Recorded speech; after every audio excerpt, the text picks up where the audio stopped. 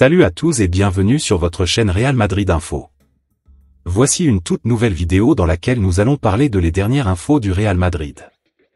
Voici les grands points nous allons développer. Premièrement, Real Madrid, après Modric et Vasquez, une autre légende sur le départ. Ensuite, Kylian Mbappé, la presse espagnole annonce un divorce. Et, officiel, Xabi Alonso annonce son départ du Bayer Leverkusen. Et d'autres infos du Real Madrid. On y va. Ancelotti et son potentiel pari, Rodrigo écarté, Güler titulaire au Classico. À l'approche d'un Classico potentiellement décisif dans la course au titre, Carlo Ancelotti envisagerait un pari fort, confier les clés du jeu à Arda Güler et reléguer Rodrigo sur le banc. Avec une défense décimée et une pression maximale, le Real Madrid n'aurait plus le droit à l'erreur face au FC Barcelone. Pour ce quatrième Classico de la saison, qui pourrait être déterminant dans la lutte pour la Liga, Ancelotti envisagerait de bouleverser son plan de jeu. Plutôt que de reconduire son trio offensif habituel, l'entraîneur madrilène songerait à une formation plus équilibrée, misant sur Arda Güler pour densifier le milieu. Rodrigo, jusque-là régulièrement titularisé, pourrait débuter sur le banc. Bien que le FC Barcelone reste sur une élimination en Ligue des Champions, le Real Madrid ne serait pas dans une position plus favorable. Le club se rendrait à Montjuïc avec de nombreuses absences en défense, Carvajal, Militao, Rudiger, Alaba et Mendy, tous titulaires en début de saison, seraient indisponibles. Camavinga manquerait également à l'appel. Selon Marca, les seules solutions défensives à disposition d'Ancelotti seraient Lucas Vázquez, Tchouaméni, Asensio et Fran Garcia. Autant dire que le technicien italien devrait composer avec les moyens du bord. Heureusement pour les Madrilènes, les 4 piliers de l'équipe seraient prêts à disputer ce choc capital. Thibaut Courtois, déterminé à faire oublier la finale de coupe, serait attendu dans les buts. Devant, le trio Bellingham-Vinicius-Mbappé serait bien présent. Ce dernier, de retour à 100% après ses problèmes à la cheville, incarnerait la principale menace offensive pour les Blaugrana. Malgré les nombreux obstacles, Ancelotti devrait composer une équipe compétitive pour affronter les hommes de Hansi Flick. Une victoire permettrait au Real Madrid de se relancer pleinement dans la course au titre. Mais une défaite pourrait coûter cher. L'autre information.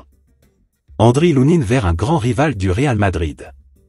Andriy Lunin intéresse fortement l'Atlético Madrid et des clubs anglais comme Manchester United. Andriy Lunin, gardien ukrainien de 26 ans, est sous contrat avec le Real Madrid jusqu'en juin 2030. Cette prolongation récente n'a pourtant pas refroidi les convoitises. Plusieurs clubs de premier plan manifestent un intérêt marqué pour son profil.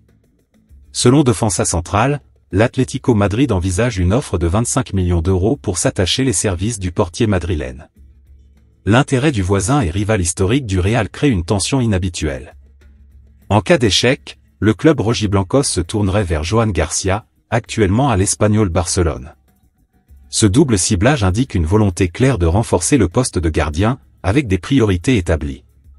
Lunin, plus expérimenté et exposé médiatiquement, reste l'option privilégiée de Diego Simeone. Cette saison, Lunin a disputé 12 rencontres toutes compétitions confondues avec les Merengues. Il a encaissé 19 buts et réalisé 4 clean sheets. Un bilan mitigé. Outre l'Atlético Madrid, Manchester United et Manchester City surveillent également de près la situation de Lunin. Ces deux formations anglaises sont à la recherche de solutions fiables pour renforcer leur banc ou concurrencer leur titulaire actuel. La polyvalence du joueur ukrainien, sa maturité croissante et son contrat longue durée le rendent attractif sur le marché. Ces intérêts extérieurs rendent l'équation encore plus complexe pour le Real Madrid. Le club se retrouve face à un dilemme, conserver un élément prometteur ou profiter d'une belle offre de transfert pour réinvestir. Aucune déclaration officielle de la part de Lunin n'a été faite à ce jour. Il ne s'est pas exprimé publiquement sur un éventuel départ. Son entourage reste discret, ce qui laisse la porte ouverte à toutes les spéculations. Si son temps de jeu continue à se limiter, il pourrait être tenté de partir pour un rôle de titulaire ailleurs. La perspective de devenir numéro 1 dans une grande formation européenne, comme l'Atlético ou Manchester United, peut représenter une motivation forte. L'autre information. Dani Carvajal dévoile quand il espère retrouver les terrains. Gravement blessé au genou depuis le 6 novembre dernier, Dani Carvajal, latéral du Real Madrid, s'est fixé une date pour son retour à la compétition. s'il est gravement blessé et ce depuis le 6 octobre dernier puisqu'il souffre d'une déchirure du ligament croisé antérieur et une rupture du tendon poplité de la jambe droite. Dani Carvajal n'a pas fait d'une croix sur son avenir au Real Madrid. Le défenseur droit de 33 ans veut faire son retour à la compétition, et le plus vite possible. Ma mission est d'être de retour pour la Coupe du Monde des clubs, oui, c'est l'objectif, a-t-il déclaré ce vendredi à la mairie de Madrid, pour le coup d'envoi des festivités de San Isidro 2025 accompagné du maire de la ville. Comme le montrent des clichés partagés par le Real Madrid sur ses réseaux sociaux, Dani Carvajal a repris l'entraînement et était présent et a participé à une séance individuelle avec ballon. L'autre blessé Eder Militao était à ses côtés. Concernant le latéral droit, il pourrait être mis en concurrence avec Trent Alexander-Arnold l'an prochain. L'Anglais a annoncé son départ de Liverpool cet été, et est annoncé très proche de rejoindre Madrid. L'autre information. Après Modric et Vasquez, une autre légende sur le départ? Cet été, le Real Madrid pourrait bien dire adieu à plusieurs historiques. Outre Luka Modric et Lucas Vasquez, dont l'avenir apparaît comme incertain, c'est un cadre du staff qui semble se rapprocher d'un adieu. Le Real Madrid s'apprête à tourner la page d'une époque. Le 25 mai, Carlo Ancelotti dira adieu à la Maison Blanche, auréolé de 15 titres, dont 3 Ligues des Champions. Un monument quitte le banc, et son successeur est attendu pour ouvrir un nouveau chapitre, Xabi Alonso. L'ancien milieu de terrain, devenu entraîneur respecté après un doublé historique avec le Bayer Leverkusen, va s'installer à Valdebebas. Il arrive avec son propre staff, sa vision, et ses méthodes. Parmi ses fidèles, 2 hommes de confiance, Sebas Parilla, son bras droit depuis plusieurs années, et Alberto Encinas, son préparateur physique personnel, comme le dévoile le quotidien Marca. Et c'est là que les regards se tournent vers un homme discret, mais central dans les succès récents du club, Antonio Pintus. Pintus est la machine invisible derrière les grands succès de la Casablanca. Véritable légende de la préparation physique à Madrid, il a accompagné Ancelotti dans ses 2 mandats, mais reste avant tout un salarié du club. Pas un membre du staff personnel de Carleto. Mais voilà, les indicateurs physiques cette saison n'ont pas été les meilleurs. Et l'arrivée d'Encinas dans l'organigramme soulève une vraie question, Pintus va-t-il faire les frais de ce changement d'air? Pour l'instant, rien n'a filtré, affirme le journal. Le Real Madrid ne communique pas, Pintus non plus. Mais dans les couloirs de Valdebebas, le doute grandit.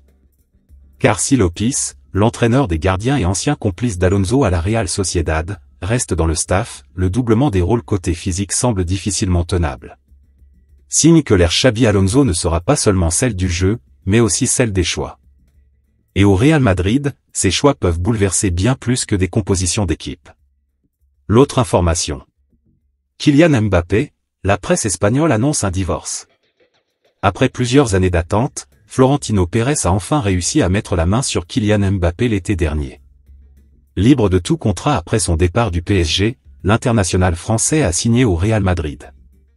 Mais son arrivée n'a pas spécialement fait l'unanimité, et a même provoqué une certaine fracture entre quelques dirigeants du club. L'été dernier, le Real Madrid a très certainement réalisé l'un des plus jolis coups du mercato. Le club madrilène a profité de la non-prolongation de Kylian Mbappé au PSG pour le signer libre.